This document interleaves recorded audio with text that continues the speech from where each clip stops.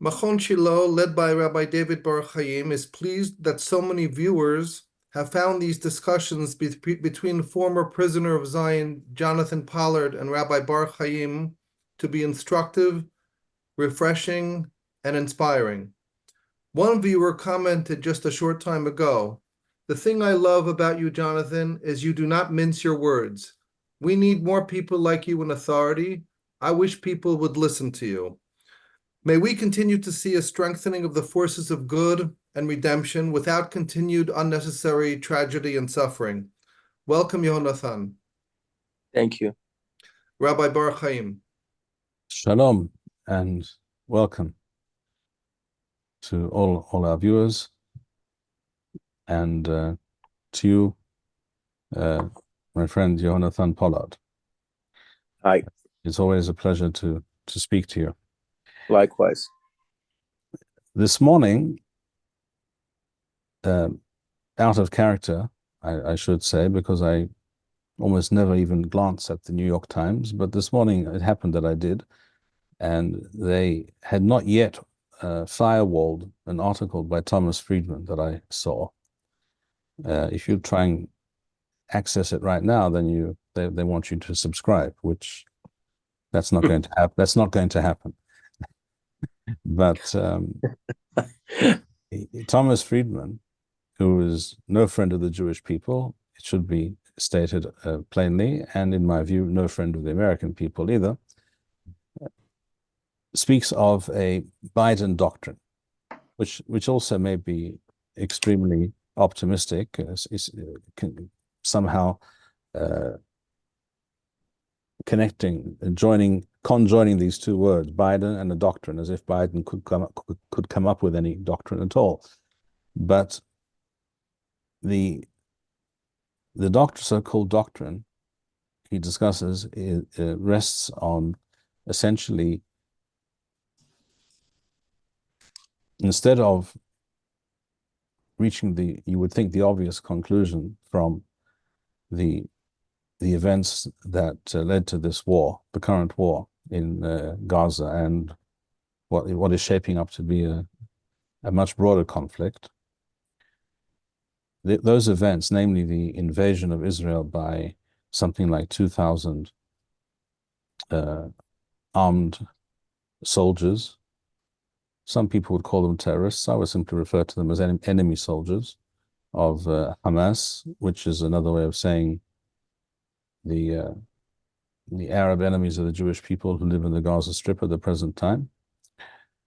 At that time, 2,000 of these people crossed the border and committed unspeakable atrocities. They also had other plans, such as conquering and maintaining control of certain areas for a much longer period of time. That did not transpire.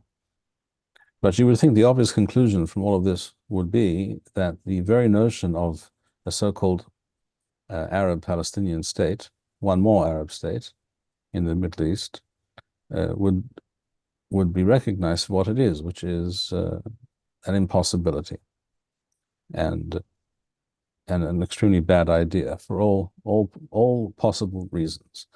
But instead, the Biden administration seems to have concluded that quite the opposite. That what we need precisely is a so-called Palestinian state, and in fact they're discussing now unilateral recognition of such, and the fact that the Foreign Secretary of the UK, David Cameron, said exactly the same thing, or suggested the same thing just a couple of days ago, suggests to me that these things have been discussed and are being discussed at the highest levels, and this could in fact be an operational plan.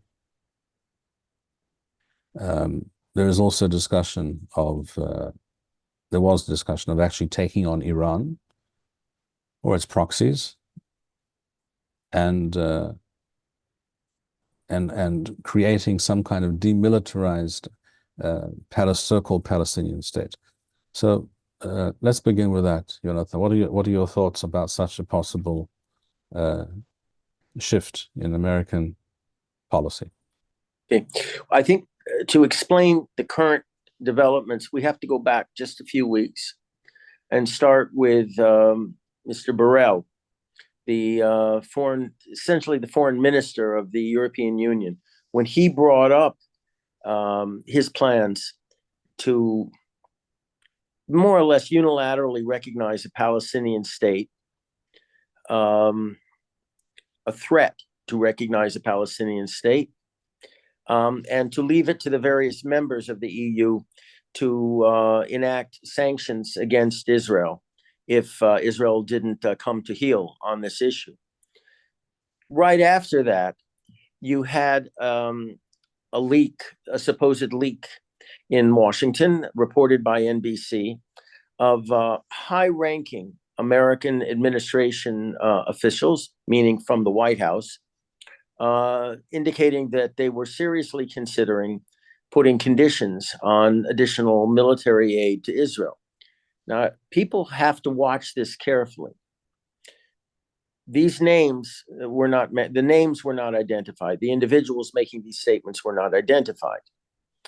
A few days later, the administration said, no, this is an inaccurate report. We're not thinking of anything of the sort. Well, people have to understand which of course confirms that that's precisely what they're thinking about. Correct. That's the whole point. What they did was show the tip of the sword, right? With this NBC report, just to tell Israel, this is being considered. And then they retracted it. But the retraction was pro forma and it was weak. So people have to understand, when these anonymous leaks occur, especially from high-ranking officials, there's a purpose behind it, and that was to get our attention.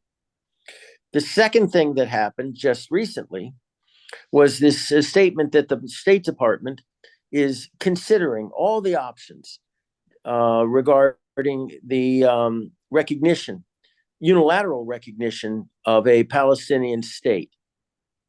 And this was just kind of held in the air. Okay.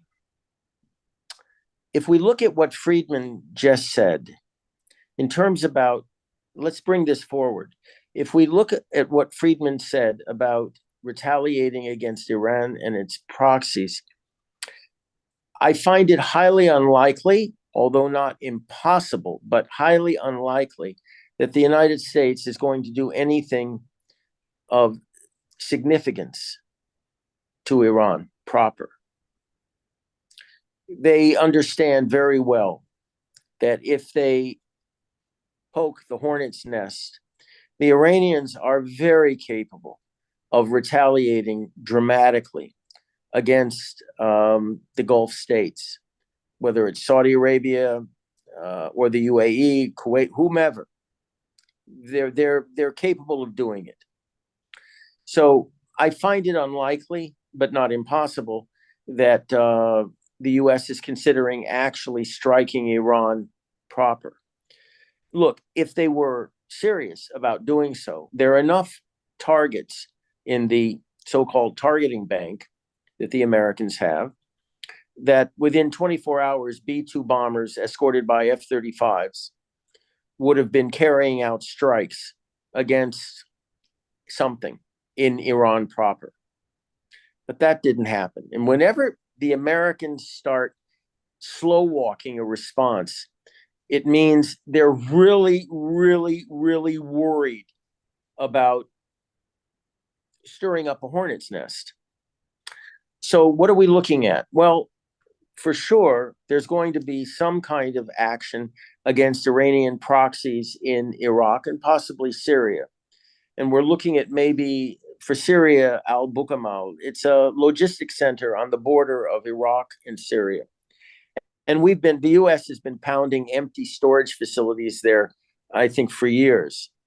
And that's always a good place, for them to have a sound and light show that they've actually done something. But if they strike, the actual organization who apparently carried out this strike on Tower 22, where 3 U.S. servicemen were killed, things could rapidly spin out of control in Iraq. Right now, the Americans are negotiating an honorable exit from Iraq because they claim that the war against ISIS is over, which it isn't. They're just looking for an excuse to get out. Okay, so if they do strike the Hezbollah organization, so to speak, in Iraq, this organization is so large, is so well armed, and is so well trained by the Iranian Revolutionary Guard Corps that if they went to war against the United States elements in Iraq, it would be horrible for the Americans. And it would also be horrible for the current Iraqi government, who would say, for God's sake, get out of the country before the whole place spins out of control. Get out.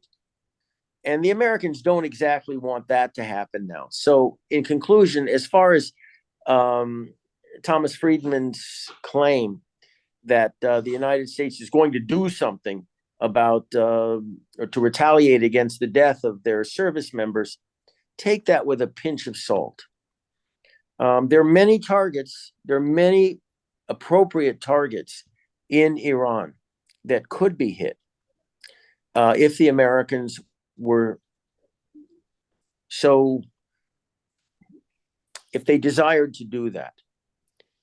But again, I want to emphasize the reaction by the Iranians could be so dramatic. And I want to draw people's attention back to what happened at a place called Abqaiq in Saudi Arabia a few years ago, when they knocked Saudi Arabia's ability to pump oil down for weeks, almost a month. So, and that wasn't a terribly large strike. And since the United States has pulled out most of its air defense units from the Gulf area and from Iraq, their facilities in Iraq, which are pathetic, there's no defenses, really. So that's one thing. As far as the Palestinian state is concerned, I think we have to look at this in two ways. One having to do with Bibi, and the other one having to do with the Americans. Let's deal with the Americans first. This push for a unilateral recognition of a Palestinian state has nothing to do with expanding the Abraham Accords by reaching or arranging a normalization of relations between Saudi Arabia and Israel. This is what the Americans are pushing. And the Saudis have been very clear. In fact, it's the opposite. In fact, it is the opposite. The Saudis have not wanted any part of this. In fact, at a recent Arab meeting that was held a few months ago, the Saudis made sure that anything having to do with the Palestinians was never mentioned. I mean, that's how concerned they are. But when Secretary of State Biden comes around pushing this idea, and he's pushed it from the beginning. You said Biden. They don't you have Blinken. any choice. You meant Blinken. Blinken. Sorry, who did I say? You said Biden. Yeah, Biden. Sorry. Well, Blinken. You're correct in that Biden is just an empty suit, and Blinken marionette. But when Biden comes, when Blinken comes, and he says these things publicly, he makes it impossible for the Saudis to back out. They can't be any less supportive of Palestinian statehood than Blinken is, and so they're put in a bad position at that point. So, as far as the Americans are concerned, what's going on with this? And it has nothing to do with normalizing relations between Saudi Arabia and Israel, no matter how good that would look for Biden's foreign policy achievements, which are quite negative right now. When you ask about Biden's foreign policy initiatives, the first thing people say is Afghanistan. Well, that's not something positive. So what is it about this unilateral recognition, that's so important for this administration right now in Washington? Has to do with the election, the upcoming election. The administration knows very well that if they don't get Michigan with all of its Muslim votes, they may very well lose the election. So that's number one. They have an eye on key states such as Michigan, which has a very large Arab/Muslim population, which is very angry, by the way, at Biden so far for not stopping Israel's genocidal war against their brother Muslims in Gaza. Okay. The second thing is the effect that this war has had on the radical left in the Democratic Party. Right now, all the polls are indicating that they may very well either sit out the next election if Biden is the Democratic nominee, or they may vote for a third-party candidate of their choice.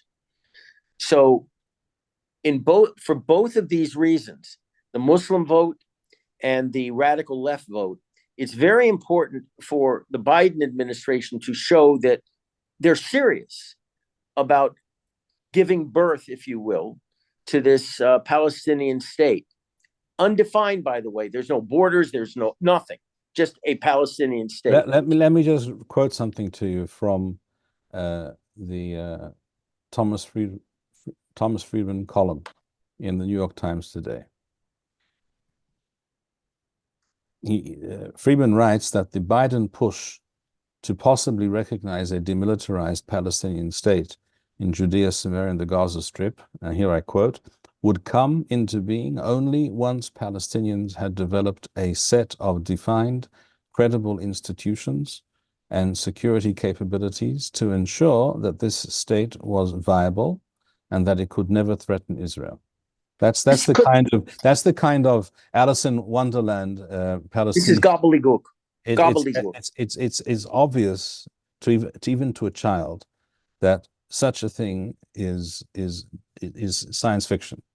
I could say that a Biden administration's unilateral endorsement of a Palestinian state with these conditions would amount to the equivalent of virtue signaling for the left wing of the Democratic Party and the prospective Muslim voters. But they're not going to accept that. And the Biden people don't seem to understand this. These nuts, these crazies, actually want an immediate recognition of a Palestinian state from the river to the sea. That's what they want. Nothing short of that. So this brings us now to the issue of Bibi Netanyahu. And I think, what did you say that Friedman had used big caps about that it had to be done now? When he spoke about one of the three legs of the triad of this new Biden doctrine, so-called, was recognizing a so-called Palestinian terror state now it appeared in his article in capital letters. Okay. This has to do with Bibi. As you know, everyone is well aware of the Bar-Ilan speech that when Bibi Netanyahu 2009, according to the Gregorian calendar. 2009, when he didn't make a slip. I mean, this was a statement of conviction on his part, where he endorsed the creation of a Palestinian state. And to this day, he has never really retracted that by saying, I do not accept, believe, or in any way condone the creation of a Palestinian state. Not now, not tomorrow, not ever. He won't say it. He hasn't said it. Most commentators and observers and just people on the street would tell you that Netanyahu did so under duress by Obama. He did it against his will. He didn't really believe it. He was just making an empty promise so that to get Obama off his back. What you're suggesting is, and I agree with you, is that that's the real Netanyahu. Right. There are no such thing as empty promises in diplomacy. When you make a statement, no matter how insincere it might be, it's accepted as truth and it commits you. That's why diplomats have to be very careful in what they say.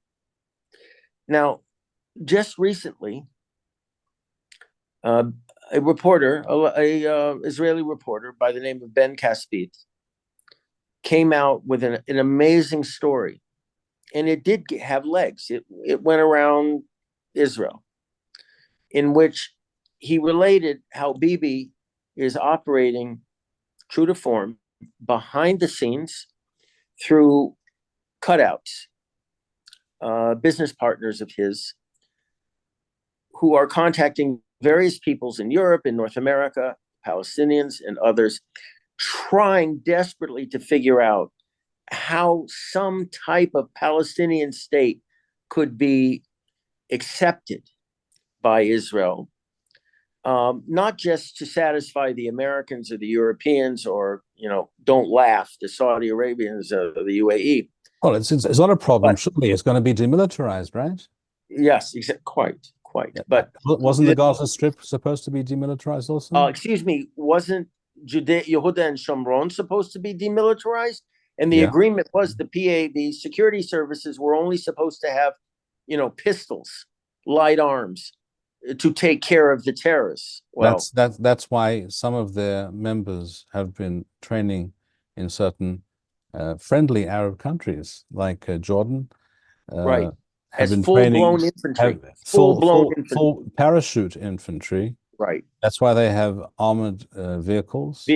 Correct. And Okay. anti-tank missiles, etc. This is all required, of course, for catching bank robbers. Right. Correct. Or speeders, racing to the next terror bombing. No, so Mr. Caspit's piece, which appeared also in English in the Jerusalem Post, and which everybody must read and understand. Why? Because this is the real Bibi Netanyahu. And what he's trying to do is arrange things behind the scenes so when the time comes for the Biden administration to put his feet to the fire, he will say, oh, okay, I can live with this. It reminds me in many cases, and I've used this analogy before, of cowards that I've met in prison who always arrange to fight their enemies in front of the captain's office, knowing that within a second, the response team would come out and stop the fight. And the coward would say, oh, if they hadn't intervened, I would have fought these guys. Well, it's the same thing with Bibi Netanyahu. All he's doing is setting things up. So if the Biden administration really wants to push it, he'll just say, okay, I can accept this. Look, right now, here's the bottom line on this whole thing. We understand what the threats are. We understand who it is within the camp who is promoting these threats. The answer for us, the issue that we should be concerned with is, what are we going to say back quietly to them to stop them? And there are 5 things, I believe, that we should be saying very quietly to Mr. Biden and Mr. Blinken and Mr. Burns, who is a card-carrying anti-Semite of the first order. What are these 5? You can inform our viewers. Most people probably have not heard of Mr. Burns. He's the director of the CIA. Okay. And he is most assuredly no friend of Israel or the Jewish people. Nor is any senior figure in the American intelligence community. At all. I don't know of one. As many people, and not only yourself, Jonathan, many people will testify. So what are we looking at? 5 things, in my opinion, that we should be telling the American administration quietly. Number 1, if you go forward with a unilateral declaration, a unilateral recognition of Palestinian statehood, however ill-defined, we will immediately annex Yehuda, Benjamin, Shomron, and Gaza, period. And the Jordan Valley, of course. The next step would be to expel most of the Arab inhabitants from those regions, including those living in East Jerusalem. Thirdly, there will be a complete diplomatic rupture between Israel and the United States, resulting in the closure of the American embassy, the American consulates in Yerushalayim, and the declaration of persona non grata of all American diplomats in Israel. Lastly, this is would be the penultimate threat to them. If you want to see us acknowledge our nuclear weapons status, go ahead and do that. And we will turn Iran from one border to the next into nuclear slag. And if you really want to push us even more, there are viable targets in Syria and Lebanon that could get a dose of this as well. Don't push us. Don't threaten us. Don't do things that call into question the reliability of the United States as a valued ally of the state of Israel. But if you want to go ahead and do this, fine. The trouble, of course, is that the Israeli deep state, which is just another name or term for the Israeli extreme left, is completely opposed to all of the above, and I think would prevent them from happening. Just as many years ago they prevented, according to reports at least, Netanyahu and then Defense Minister Barak from striking Iran. Look, you have mentioned on numerous occasions, and I think it's worth repeating now, because I fully believe in the accuracy of your assessment, that the world view, if you will, of the deep state here, and that includes the military high command, the bulk of the high-ranking bureaucracy in this country, and I would say people like Bibi Netanyahu as well, that do not really accept the notion of victory, as we understand the word to mean, that they are more than happy with seeing us more or less lose to satisfy the $10 word is Weltanschauung, their understanding of the world. It's a skewed, corrupt,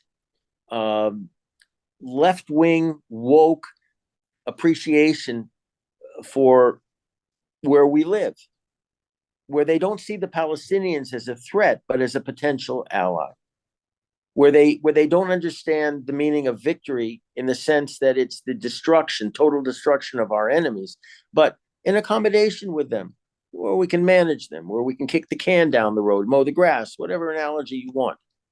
But the notion of standing up to the United States is something that is totally anathema to them, because instead of looking to the heavens for our salvation, chas v'shalom, they look to Washington or New York or LA or some other cesspool. I think we should add that the attack on Shmini Atzeret on the 7th of October, according to the Gregorian calendar, the 22nd of Tishrei, according to our calendar, that those events forced the Israeli left, at least for a few days or weeks, not much more than that, to pretend that they were all for this military response, but in fact they were completely aghast at what was taking place, because they had worked for decades to ensure that Israel would remove itself from the Gaza Strip, and they did everything in their power and succeeded, unfortunately, in destroying the Jewish towns and villages in the Gaza Strip, which is ancient Jewish territory going back thousands of years, and known as Gush Katif in Hebrew, and that policy and those efforts came to fruition in Tau Shin Samech Hey 2005, and now, if you go into the Gaza Strip and you actually achieve victory and you actually dismantle Hamas, as they're claiming they wish to do, which is an unachievable goal and a completely spurious plan for Israel's security and future. But even if you were able to do something along those lines, then you've undone everything the left has been working for the last 60 years. What they were afraid of. Hang on, one more thing. What happens then? Okay, so let's say Israel wins a tremendous victory, at least interim victory, and now you have to decide what are you going to do? You're going to reinstall an Israeli military administration? That's anathema to the left. You're going to annex it with the people in That's it? the next step. To annex it to Israel, then no. they're doing away with what they call the Jewish majority. That's their great nightmare. In other words, they could not possibly really want a victory. They want to somehow bring us back to the point of the 6th of October. Correct. What we're seeing militarily right now is kind of the equivalent of the judicial reform movement that actually was defeated by the left. The left right now domestically has one source of power, and that's the High Court.